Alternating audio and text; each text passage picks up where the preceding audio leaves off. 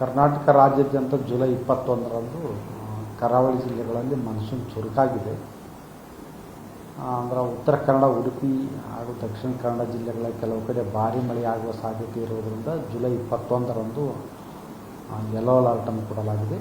July 22ರಿಂದ July 27ರವರೆಗೆ ಕರ್ನಾಟಕದ ಕರಾವಳಿ ಜಿಲ್ಲೆಗಳಲ್ಲಿ ಹಗುರದಿಂದ ಸಾಧಾರಣವಾಗಿ ವ್ಯಾಪಕವಾಗಿ ಮಳೆಯಾಗುವ ಸಾಧ್ಯತೆಗಳಾದವು.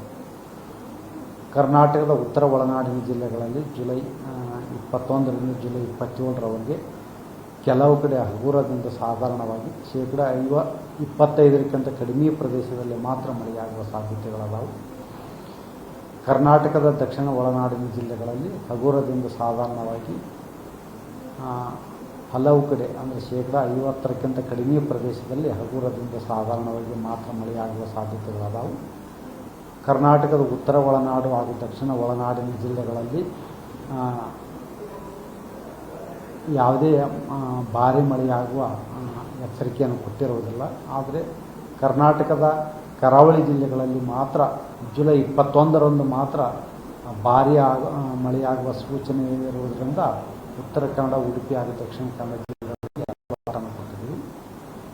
ಜುಲೈ 22ರಿಂದ ಜುಲೈ 27ರವರೆಗೆ ಕರ್ನಾಟಕ ರಾಜ್ಯಾದ್ಯಂತ ಯಾವುದೇ ಜಿಲ್ಲೆಗೆ ನಾವು ಭಾರೀ ಮಳೆಯಾಗುವ ಮುನ್ಸೂಚನೆ ಆಗಲಿ ಅಥವಾ ಎಚ್ಚರಿಕೆಯನ್ನು ಆಗಲಿ ಕೊಟ್ಟಿರುವುದಿಲ್ಲ. ಮುಂದಿನ ಒಂದು ವಾರದಲ್ಲಿ ವಾಡಿಕೆಗಿಂತ ಮಳೆ ಕಡಿಮೆ ಆಗುವ ಸಾಧ್ಯತೆ ಐತಿ. ಆದರೆ ಆಗಸ್ಟ್ ಮೊದಲನೇ ವಾರದಲ್ಲಿ ಕರ್ನಾಟಕ ರಾಜ್ಯಾದ್ಯಂತ ಉತ್ತಮವಾಗಿ ಮಳೆಯಾಗುವ ಸಾಧ್ಯತೆಗಳಾದವು. ಕಳೆದ ಕೆಲ ದಿನಗಳಿಂದ ಸ್ವಲ್ಪ ಉಷ್ಣಾಂಶದಲ್ಲಿ ವ್ಯತ್ಯಾಸ ಆಗಿತ್ತು. ಈಗ ಸದ್ಯ ಉಷ್ಣಾಂಶ ಯಾವ ರೀತಿಯಲ್ಲಿದೆ ಸರ್? ಈಗ ಉಷ್ಣಾಂಶ ಎಲ್ಲ ಕಡೆನೂ ನಾರ್ಮಲ್ ಆಗಿ ಬಂದಿದೆ. ಬೆಂಗಳೂರಿನಲ್ಲಿ 29-30 ಡಿಗ್ರಿ ಸೆಲ್ಸಿಯಸ್ ಗರಿಷ್ಠ ಉಷ್ಣಾಂಶ ದಾಖಲಾಗ್ತಾ ಬಂದಿದೆ ಮತ್ತು ಕನಿಷ್ಠ ಉಷ್ಣಾಂಶ 20-21 ಡಿಗ್ರಿ ಸೆಲ್ಸಿಯಸ್ ಇದೆ. ಮತ್ತು ಕಲಬುರಗಿಯಲ್ಲಿ ಕೂಡ ಗರಿಷ್ಠ ಉಷ್ಣಾಂಶ 36-37 ಇದ್ದು ಈಗಾಗಲೇ 32 ಡಿಗ್ರಿ ಸೆಲ್ಸಿಯಸ್ ಗರಿಷ್ಠ ಉಷ್ಣಾಂಶ ಬಂದಿದೆ. ಅಂದರೆ ಈಗ ಕರ್ನಾಟಕ ರಾಜ್ಯಾದ್ಯಂತ ಎಲ್ಲ ಜಿಲ್ಲೆಗಳಲ್ಲಿ ವಾಡಿಕೆಯಂತೆ ಅಂದರೆ ನಾರ್ಮಲ್ ಆಗಿ ಯಥಾಸ್ಥಿತಿಗೆ ಉಷ್ಣಾಂಶ ಬಂದಿದೆ. ಎಲ್ಲಿ ಅತಿಯಾದ ಉಷ್ಣಾಂಶ ಎಲ್ಲಿ ಇರೋದಿಲ್ಲ. ಏಕೈಕಿ ಈ ರೀತಿ ಕಡಿಮೆ ಆಗಲಿಕ್ಕೆ ಕಾರಣ ಏನು ಸರ್? ಯಾವ ಉದ್ದೇಶದಿಂದ ಏಕೈಕಿ ಕಡಿಮೆ ಆಯಿತು ಉಷ್ಣಾಂಶ? ಇದು ಬಂಗಾಳ ಉಪಸಾಗರದ ಉತ್ತರ ಭಾಗದಲ್ಲಿ ವಾಯುಭಾರ ಕುಸಿತವಾಗಿತ್ತು. ಅಂದರೆ ಒಂದು ಸ್ವಲ್ಪ ಅಲ್ಪಾವಧಿಯಲ್ಲಿ ಮಾತ್ರ ಇತ್ತು, ದೀರ್ಘಾವಧಿಯಲ್ಲಿ ಇರಲಿಲ್ಲ. ಇದರ ಒಂದು ಹಿನ್ನೆಲೆಯಲ್ಲಿ ಕರ್ನಾಟಕದ ಕರಾವಳಿ ಜಿಲ್ಲೆಗಳಲ್ಲಿ ಕಳೆದ ಒಂದು 3-4 ದಿವಸದಿಂದ ಉತ್ತಮವಾಗಿ ಮಳೆಯಾಗಿದೆ. ಅಂದರೆ ಉತ್ತರ ಕನ್ನಡ, ಉಡುಪಿ, ದಕ್ಷಿಣ ಕನ್ನಡ ಜಿಲ್ಲೆಗಳಲ್ಲಿ ಭಾರೀ ಮಳೆಯಾಯಿತು. ಇವತ್ತೊಂದು ದಿವಸ ಭಾರೀ ಮಳೆಯಾಗುವ ಸಾಧ್ಯತೆಗಳಾದವು. ಆದರೆ ನಾಳಿಂದ ಸ್ವಲ್ಪ ಮಳೆಯ ಪ್ರಮಾಣ ತಗ್ಗುವ ಸಾಧ್ಯತೆಗಳಾದವು. ಮತ್ತು ಆಗಸ್ಟ್ ಮೊದಲನೇ ವಾರ ಮತ್ತು 2ನೇ ವಾರದಲ್ಲಿ ಕೂಡ ಕರ್ನಾಟಕ ರಾಜ್ಯಾದ್ಯಂತ ಉತ್ತಮವಾಗಿ ಮಳೆಯಾಗುವ ಸಾಧ್ಯತೆಗಳಾದವು. ಬೆಂಗಳೂರಲ್ಲಿ ಪರಿಸ್ಥಿತಿ ಯಾವ ರೀತಿಯಲ್ಲಿ ಇರುತ್ತೆ? ಬೆಂಗಳೂರಿನಲ್ಲಿ ಕೂಡ ಮುಂದಿನ ಒಂದು ವಾರದವರೆಗೆ ಕೆಲವು ಕಡೆ ಹಗುರದಿಂದ ಸಾಧಾರಣವಾಗಿ ಮಳೆಯಾಗುವ ಸಾಧ್ಯತೆಗಳಾದವು. ಮತ್ತು ಇಲ್ಲಿ ಗರಿಷ್ಠ ಉಷ್ಣಾಂಶ ಸುಮಾರು 31 ಡಿಗ್ರಿ ಸೆಲ್ಸಿಯಸ್ಸು ಮತ್ತು ಕನಿಷ್ಠ ಉಷ್ಣಾಂಶ ಸುಮಾರು 20 ಡಿಗ್ರಿ ಸೆಲ್ಸಿಯಸ್ ಇರುವ ಸಾಧ್ಯತೆಗಳಾದವು. ಮೀನುಗಾರರಿಗೆ ಎಚ್ಚರಿಕೆ ಇದೆಯಾ ಸರ್? ಕರಾವಳಿ ಭಾಗದಲ್ಲಿ ಮಳೆ ಆಗುತ್ತೆ ಅಂತ ನೀವು ಹೇಳಿದ್ರೆ ಇವತ್ತು ನಾಳೆ ಎಚ್ಚರಿಕೆ ಇದೆಯಾ? ಪೂರ್ವ ಅರಬ್ಬಿ ಸಮುದ್ರದಲ್ಲಿ ಅಲ್ಲೇನೋ ಅಂಥ ವೆದರ್ ಸಿಸ್ಟಮ್ಸ್ ಏನಿಲ್ಲ. ಆದರೆ ಗಾಳಿಯ ವೇಗ ಪ್ರತಿ ಗಂಟೆಗೆ 30ರಿಂದ 40 ಕಿಲೋಮೀಟರ್ ಇದೆ. ಇದಕ್ಕೆ ಎಚ್ಚರ ವಹಿಸಬೇಕು. ಆದರೆ ಮೀನುಗಾರರಿಗೆ ಅಷ್ಟೊಂದು ಯಾವುದೇ ಎಚ್ಚರಿಕೆ ಇರುವುದಿಲ್ಲ.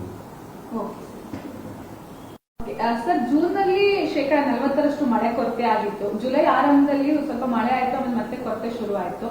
ಜುಲೈನಲ್ಲಿ ಎಷ್ಟು ಮಟ್ಟಿಗೆ ಮಳೆ ಕೊರತೆ ಉಂಟಾಗಿದೆ ಸರ್? ಎಷ್ಟು ಪ್ರಮಾಣದಲ್ಲಿ ಮಳೆ ಆಗಬೇಕಿತ್ತು? ಈಗ ಜೂನ್ 1ರಿಂದ ಜುಲೈ 21ರವರೆಗೆ ಕರ್ನಾಟಕ ರಾಜ್ಯಾದ್ಯಂತ ಮಳೆ ಕೊರತೆ ಐತಿ. ಕರ್ನಾಟಕದ ಕರಾವಳಿ ಜಿಲ್ಲೆಗಳಲ್ಲಿ ಉತ್ತರ ಕನ್ನಡ, ಉಡುಪಿ, ದಕ್ಷಿಣ ಕನ್ನಡ ಜಿಲ್ಲೆಗಳಲ್ಲಿ ಸುಮಾರು ಶೇಕಡ 30ರಷ್ಟು ಮಳೆ ಕೊರತೆ ಇದೆ. ಮಳೆಯಾದರೂ ಕೂಡ ಮಳೆಯ ಕೊರತೆ ಇದ್ದೇ ಇದೆ. ಮತ್ತು ಉತ್ತರ ಒಳನಾಡಿನ ಜಿಲ್ಲೆಗಳಲ್ಲಿ ಕೆಲವು ಜಿಲ್ಲೆಗಳಲ್ಲಿ 30ರಿಂದ 40% ಮಳೆ ಕೊರತೆ ಐತಿ. ಅಂದರೆ ಸರಾಸರಿ ಉತ್ತರ ಕರ್ನಾಟಕದಲ್ಲಿ ಸುಮಾರು ಶೇಕಡ ಒಂದು 15ರಿಂದ 20% ಮಳೆ ಕೊರತೆ ಐತಿ. ಆದರೆ ಕರ್ನಾಟಕದ ದಕ್ಷಿಣ ಒಳನಾಡಿನ ಜಿಲ್ಲೆಗಳಲ್ಲಿ ಮಳೆ ಕೊರತೆ ಭಾಳ ಜಾಸ್ತಿ ಐತಿ. ಇಲ್ಲಿನೂ ಒಂದು 30-40% ಮಳೆ ಕೊರತೆ ಐತಿ. ಬೆಂಗಳೂರಿನಲ್ಲಿ ಕೂಡ ಶೇಕಡ ಒಂದು 30-40% ಮಳೆ ಕೊರತೆ ಇದೆ. ಸರ್ ಜುಲೈ ಸಾಮಾನ್ಯವಾಗಿ ಎಷ್ಟು ವಾಡಿಕೆ ಮಳೆ ಆಗಬೇಕು ಸರ್? ಎಷ್ಟು ಮಿಲಿಮೀಟರ್ ಮಳೆ ಆಗಬೇಕು? ಜುಲೈನಲ್ಲಿ ಸುಮಾರು ಕರಾವಳಿಯಲ್ಲಿ ಸುಮಾರು ಒಂದು 150 ಸೆಂಟಿಮೀಟರ್ ತನಕ ಮಳೆ ಆಗಬೇಕು ಕರಾವಳಿ ಜಿಲ್ಲೆಗಳಲ್ಲಿ.